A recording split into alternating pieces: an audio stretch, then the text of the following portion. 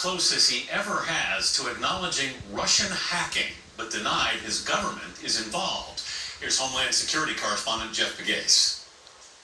Возможно, теоретически возможно. President Vladimir Putin today insisted that the Russian government was not involved in hacking the U.S. presidential election. Встраивает цепочку различных атак. But for the first time, he did acknowledge that individual Russian hackers who are patriotically minded may have participated in what they believe was the good fight against those who speak badly about Russia. But U.S. intelligence agencies disagree. They have concluded Putin's government is behind the election hacking and disinformation campaign.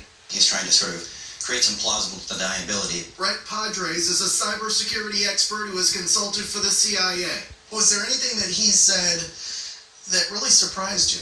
I think he might be concerned about some evidence that will be disclosed, and he sort of wants to distance himself from those that might have been involved. The Obama administration was convinced of Russian interference soon after the election and retaliated. It expelled 35 Russian diplomats and seized Russian compounds in New York and Maryland.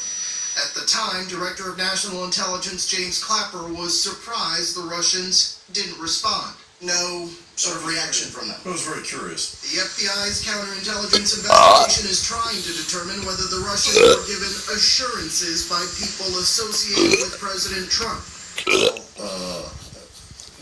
The allegation is that there were perhaps an agreement, a wink. For his part, Putin today called President Trump a straightforward and frank person.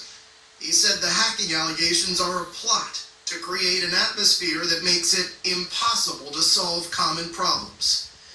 Those problems include the two compounds in New York and Maryland, which of course the Russians want back. Anthony, the Trump administration and the Russian government are now discussing the possibility of their return.